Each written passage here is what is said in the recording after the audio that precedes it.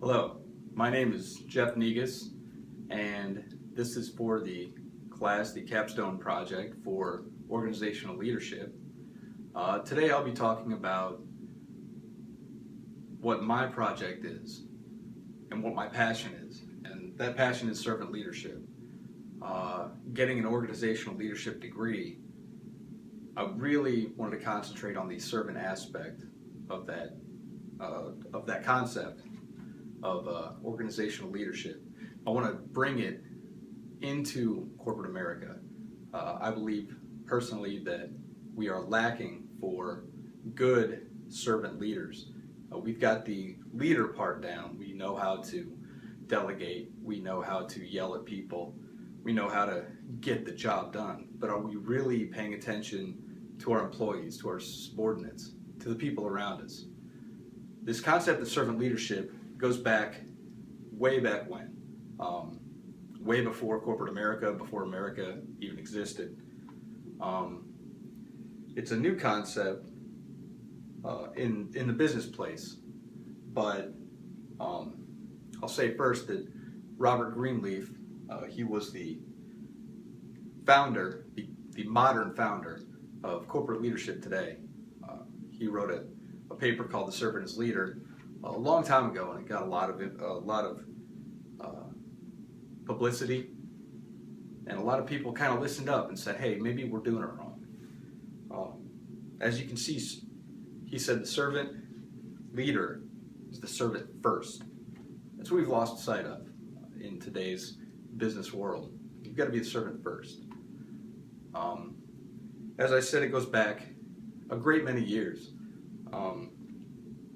Lao Tzu, 540 BC, he said this. He said the highest type of ruler is one whose existence the people are barely aware of. Next comes one whom they love and praise.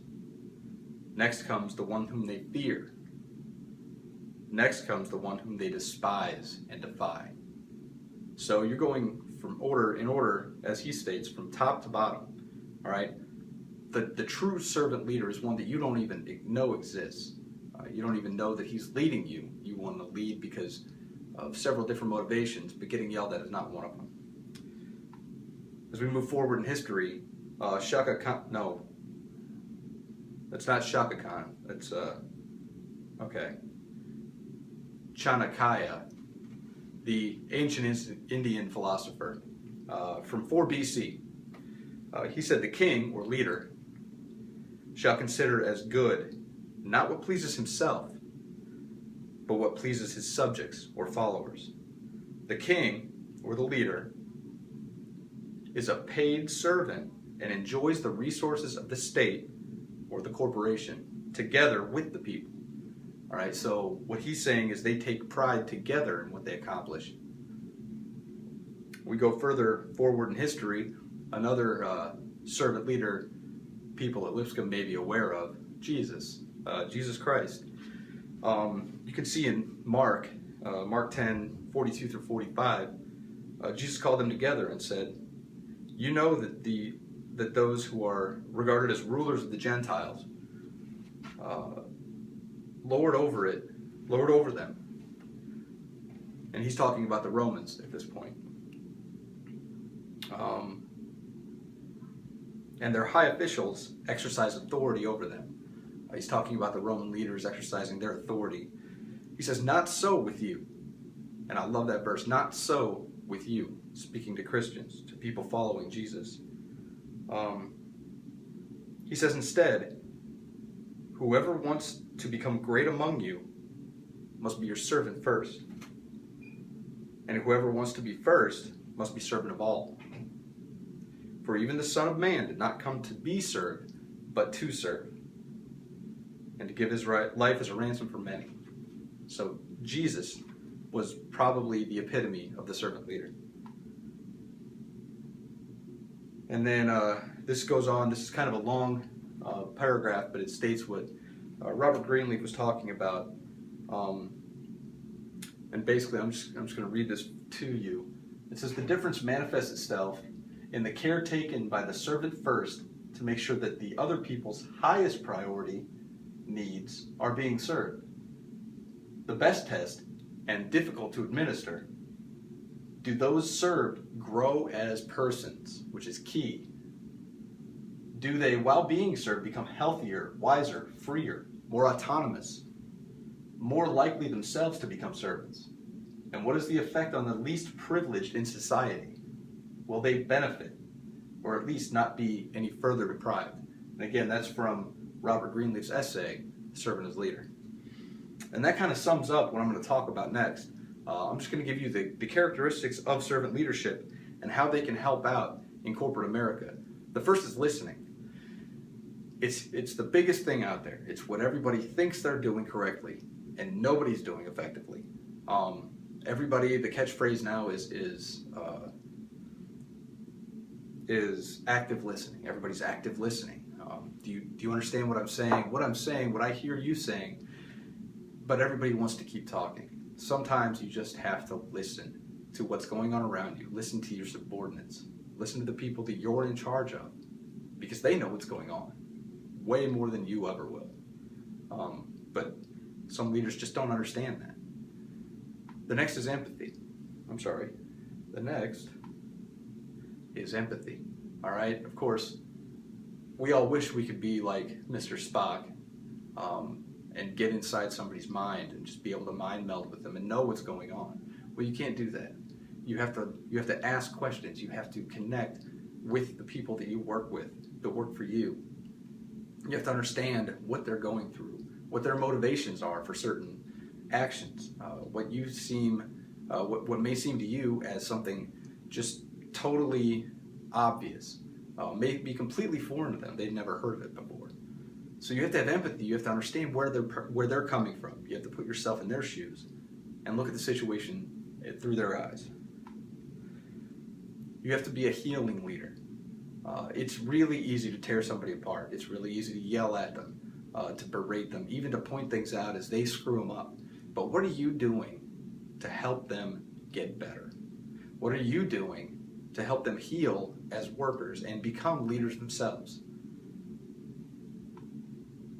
You have to be aware. You have to know what's going on. You have to know what's going on within your small community, within your cubicle or your department. And then what's going on as a whole, where the mission statement of the company is, where the vision, the values are in that company. And then you can start to change them. You can start to align your workers, your subordinates, to what the company's doing, where the company's going. And you have to be aware of certain things, like if one of your people has family issues, or if they're going through a rough time with a sickness in the family, you're probably not going to ask them to work overtime. You're not going to put them in a position where they have to say yes or no. You have to be aware. You also have to be persuasive. All right, Obi-Wan was very persuasive. These are not the droids you're looking for. Well, in the corporate world, you have to be persuasive with people that may not understand what you're trying to accomplish as a servant leader. You have to figure out what, again, people's motivations are. You have to be empathetic to their needs. But ultimately, you want to serve your workers. You want to serve the company. So you might have to get some people on board. And for that, you have to be persuasive. And that doesn't mean you have to always be closing or be that greasy salesperson. You just have to be persuasive. You have to have conceptualization. You have to be able to dream big. You have to be able to think outside the box, as this slide is outside the box. You have to be able to take a dream, figure out what it takes to make that a reality, and then you have to be able to follow through. Along with that, you have to have foresight. You have to have your own little crystal ball. You have to be able to take what's going on today and figure out third order effects, fourth order effects. What's going to happen to something that happens tomorrow after this happens? You have to have that foresight. All servant leaders must be good stewards. They must be good stewards with their company's money, with their family's money, with the earth, with everything around them. They have to understand, well, if I throw this here, well, where's it going to be in 5 years? How's that going to affect my company, the earth, my country? As I alluded to before, you have to have a commitment to the growth of people, not just your people. Start with your people. Your people have to be better tomorrow than they were yesterday. You have to set goals with them. You have to help them grow as employees and as people. If you just help them grow as employees, they're going to go home at night and not really understand what's going on. And then they're just going to live to work, and nobody wants that. You have to have them as a well-rounded employee, a well-rounded person to be effective as a servant. And you have to build community. That's the one that a lot of people are starting to get into because it's fab, it's the thing, it's new, which isn't a bad thing. Taking a company, taking the assets of that company, and applying it towards the community to help them out. That's great. But what's your intentions? If your intentions are for tax breaks, if your intentions are to gain publicity, maybe you're not doing it for the right reasons. Maybe you need to take a step back and realize that, hey, we need to do this because it feels good, because it teaches our employees to be stewards of the environment, to be community leaders, wherever they're at, whether that's with your company, whether they move on to another company. In closing, this is just a really great quote from another servant leader, John Maxwell, and it goes along real well with the slide I've chosen. It says, "People don't care how much you know. People know how much you care," and that's really the building block, the cornerstone of servant leadership. You just have to care. Anybody that says, I don't care, maybe you should. Thank you.